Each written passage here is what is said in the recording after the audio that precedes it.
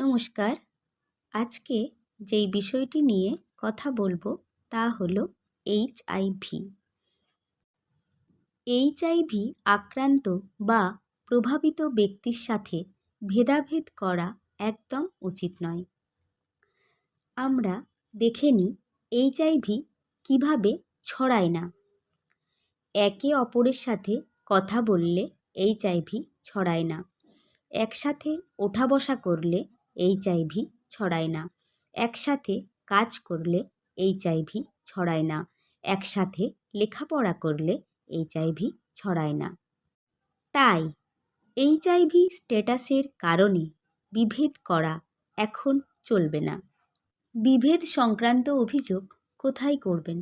যদি আপনার এইচআইভি স্ট্যাটাসের কারণে কেউ ভেদাভেদ করে তাহলে অফিস, হাসপাতাল, স্কুল বা কলেজের কমপ্লেন অফিসার অথবা জেলার এইচআইভি অম্বুডসম্যানের কাছে অভিযোগ করতে পারেন।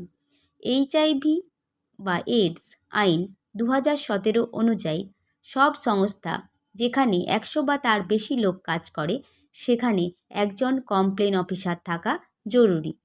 সব স্বাস্থ্য সংস্থা যেখানে 20 বা তার বেশি লোক কাজ করে সেখানে একজন কমপ্লেন অফিসার থাকা জরুরি।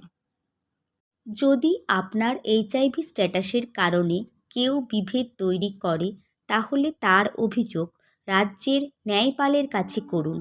এই সম্পর্কিত আরও তথ্য জানার জন্য 1097-এ কল করুন। এইচআইভি আক্রান্ত বা প্রভাবিত ব্যক্তির সাথে প্রতিদিন হওয়া কিছু বৈষম্যমূলক ঘটনা যেগুলো বন্ধ হওয়া উচিত, যেমন জনসমক্ষে তাদের উত্ত্যক্ত করা বা তাদের কোণঠাসা করা, অফিস বা অন্য কোনো কর্মস্থানে চাকরিতে না রাখা, কম মাইনে দেওয়া বা প্রমোশন না দেওয়া, স্কুল বা কলেজে অন্য বাচ্চাদের থেকে আলাদা বসানো এবং তাদের সাথে কথা বলতে না দেওয়া, হাসপাতালে চিকিৎসা থেকে ফিরিয়ে দেওয়া।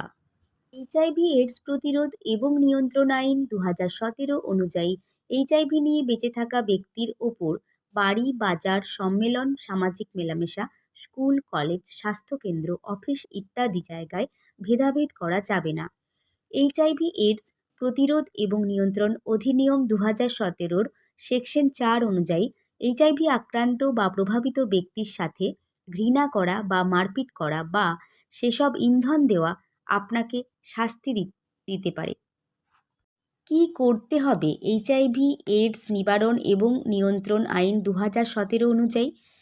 এইচআইভি এইডস প্রতিরোধ এবং নিয়ন্ত্রণ অধিনিয়মের সেকশন 37 অনুযায়ী এইচআইভি আক্রান্ত বা প্রভাবিত ব্যক্তির সাথে কোনো রকমের বিভেদ করা বা খারাপ ব্যবহার করা আইনত অপরাধ, আর অপরাধী প্রমাণিত হলে 3 মাস থেকে 2 বছর পর্যন্ত জেল আর 1 লাখ টাকা পর্যন্ত জরিমানা কিংবা দুটোই হতে পারে।